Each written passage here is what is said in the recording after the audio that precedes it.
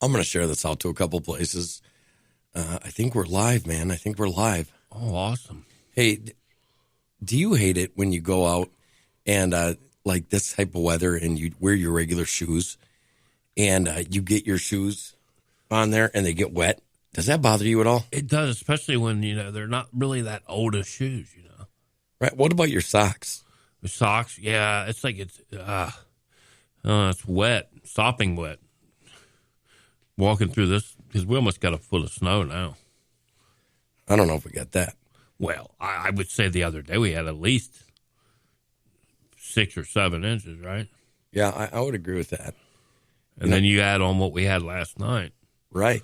So it's just, yeah. And I think there's more coming today. Yeah. I feel like we live in the Midwest, upper Midwest. I feel like we live in the Antarctic. Oh, that with the temperatures, yeah. Yeah, I mean, I don't know. I moved south to get away from this. Right. Like literally. How about you? I kind of moved down here because of the better weather too. That, and, of course, I wanted to work with you side by side, and we're here.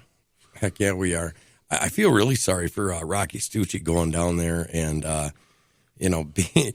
being in the middle of, the worst snowstorm in years. Yeah, like he goes down there and he's talking to his friends up in Wisconsin about how awesome it's going to be and warm. He gets down there and literally there's like a 100-car pileup the day after he gets there. Then he's in his hotel and he like loses power and stuff. Wow. Man, I feel really bad for the guy. I do too. All right, do you think we should get this train started or what? Let's get it going. Welcome, ladies and gentlemen, to Morning Crankers. Yes, episode 2.5. Yeah, you know what? This is kind of like motivational music. Oh yeah, here, come on, get the blood pumping, move around a little bit. Yeah, you gotta jump around. Okay, now that's too much jumping. Oh crap! Hey, it is what it is, ladies and gentlemen. Welcome, February 17th, 2021. Yeah, I've got myself and I've got Gred in studio. Yes, I'm here in studio, guys. It's Gred. Oh, the morning show. Yeah, in the Rooster's coop. Unleashed. You know what? And it's not as cold in here today, is it? No fan going. Yeah, it's amazing. Oh, well, sorry. You know what? We're really sorry about yesterday. It's all Dan's fault. He did something in his bathroom, and ever since we had rolling blackout energy shortages. Did you hear about that? Yeah, I know. Yeah, well, it's your fault. The natural gas isn't flowing because of you. Oh, look at that. Kate, Professor Josh already on the horn. You know what?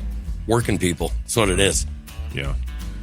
Well, I let off plenty of natural gas before I went to bed after work. Well, I'll tell you what. Don't be letting off any natural gas in the studio today. Yes. Ladies and gentlemen, we have my favorite basketball player ever. Was born this day in 1963. Can anybody guess? Any guesses? He's the best basketball player of all time, arguably. Oh, that's MJ. That's right. Michael Jordan was born this day in 1963. Now, this next guy, this is gonna blow your mind. Ed Sheeran. I was turned on to him because of Sons of Anarchy. Just a soulful, awesome singer. Do you know that guy was born in 1991? How old do you feel now? Wow. Makes me feel old. Well, it should. Hey. Yeah, well, hey. Lou Diamond Phillips. Do you like him as an actor? Oh, yeah. La Bamba. Yeah. La Bamba. Okay. He was born this day in 1962. Nice. Ralphie May, he's passed away now, but he was one hell of an actor. He wasn't even an actor. He was a comedian. Yeah. Do you know who Ralphie May is? The 350-pounder? The guy that talked about, I thought they were being nice to me, giving me a shotgun, and here they were just putting me there to stop the bullets from hitting him. Did you hear Ralphie May? Uh-uh. Oh, well, he was born in 1972, died in 2017. Great comedian, though. And probably my favorite of the birthdays today, Larry the Cable Guy. He's 59 years old today. Get her done, Larry. Michael Jordan and Larry the Cable Guy, both born in 1963.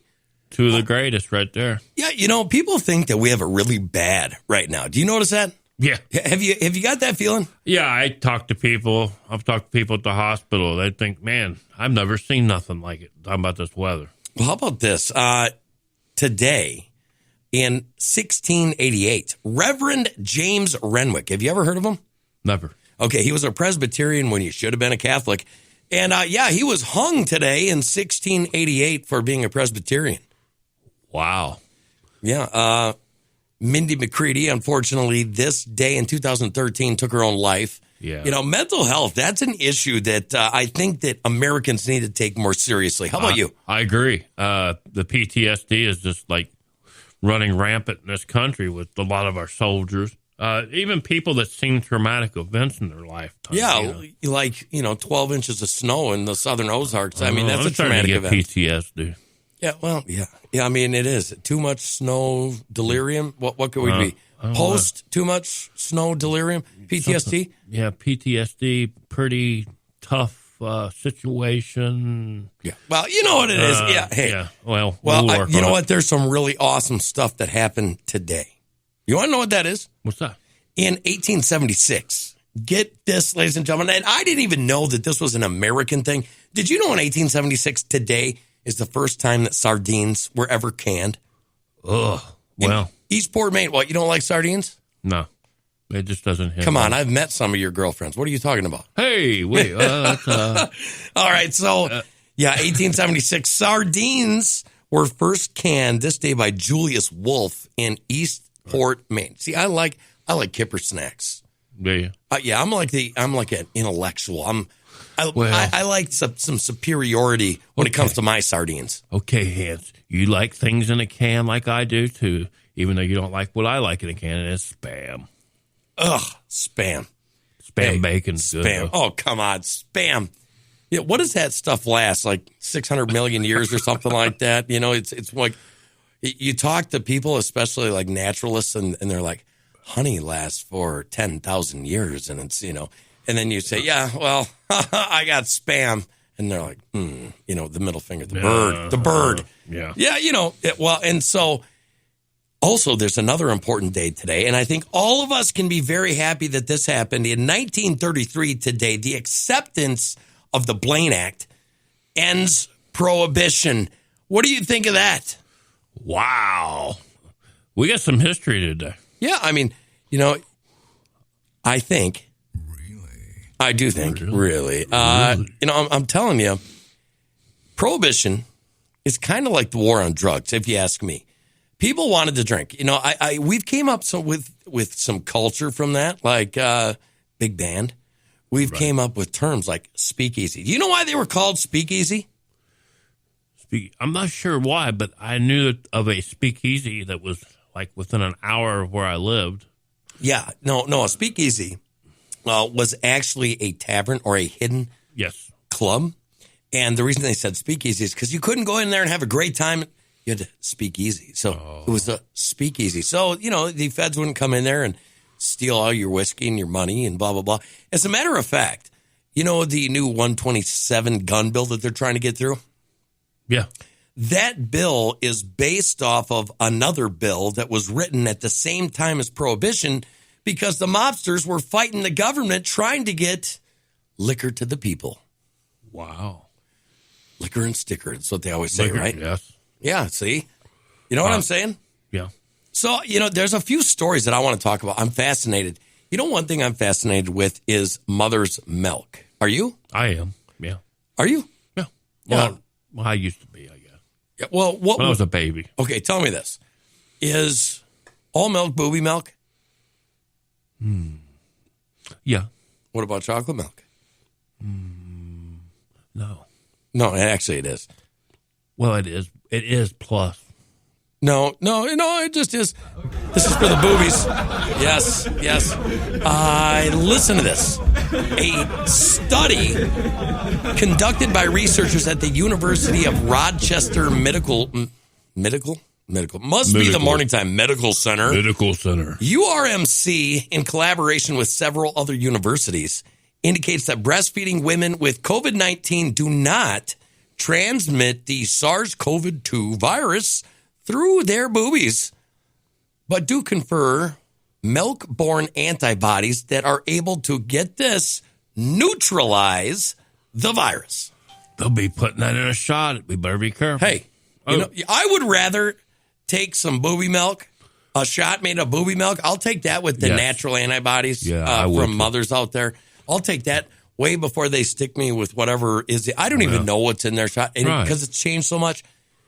But listen to this. A study, characterization of SARS-CoV-2 RNA antibodies. That sounds crazy. And neutralizing capacity in milk produced by women. Right. I love that term, women. Women. Do you notice it doesn't say transgender? Right. It just says women. Right. Isn't it nice to get back to the basics? Yes. With COVID-19, published in the journal MBio, analyzed 37 milk samples submitted by 18 different women diagnosed on COVID-19. None of the milk samples were found to contain the virus, while nearly 2/3 of the samples contained 2 specific antibodies to lay the smackdown on COVID-19. What do you think of that? Awesome. That's what we need, though. Like you said, though, I'd rather have that in a shot form myself. Sure would be penicillin or anything like that, you know. I know we talked about me not laughing at you in the show so much. I'm sorry, but, you know, well, it's the penicillin. That's an awfully small shot if it's coming from you. Hey, well, that's a long shot. All right, well, you know what? The URMC research group is led by Auntie Sippo, PhD in the Department of Pediatrics. Other co-investigators are Casey Rosen Carroll, medical doctor, medical director of lactation services and programs at URMC, Kersey Jarvin Seppo, MD, PhD, associate professor in the Department of Pediatrics, and chief of pediatric allergy and immunology. Okay, so here's my suggestion. Okay, you know, never be smarter than common sense, right? Right. Right? Yeah, right. Give me a Hank Hill. Come on. Yeah, right there. Okay. If mothers' bodies are producing antibodies that are whipping the hell out of COVID-19, why, just why aren't we making shakes or something like that? And you know, paying these women to get pregnant or whatever to create booby milk that have these antibodies. Why aren't we replicating the antibodies that are working from the mothers to give to people? Why? I have no idea. I think shakes will work. I do too. Shakes. And you know what? Hey, if it has to be a shot, if they have to roll the shots up, because you know what? There's some things. I don't see babies going into convulsions from drinking booby milk. I don't either. Do you? I wonder if that comes in chocolate, vanilla, and strawberry, though, if they did come up with shakes. Yeah, see, if they did come up with that, we can be the guys that add flavoring to it. Like we can put it in Sure, like booby milk. And then we could put it in Sure bottles, you know, and I don't know. What do you guys think? Could have a titillating taste. Yes, it could. That deserves one of these. Yes. Thank you very, very much. That was good. So, you know, obviously this show is just a little bit different than the last ones. We're a little over the top. No, well, I liked it. But, you know, there's some over-the-top stories. Like later on today, I want to talk about, listen to this. 66 people were rescued from ice floats adrift in Sturgeon Bay, Wisconsin. Oh, wow. But before we get to that, I never go to CNN anymore just because I hate the ripping each other apart. And they only rip apart one side. Right. You know what I mean? Like if it was a turkey. Right. They only go after the lighter variety. Right. That's the communist news network. That's right? Okay, communist. Yeah. Well, listen to this. Former president, thank you, President, Donald Trump went after Senate Minority Leader Mitch McConnell on Tuesday, calling him a dour, sullen, and unsmiling political hack. I'm loving it. Unsmiling political hack, a broadside attack just days after the Kentucky Republican voted to acquit Trump in his second impeachment trial. What do you think of that? Yeah.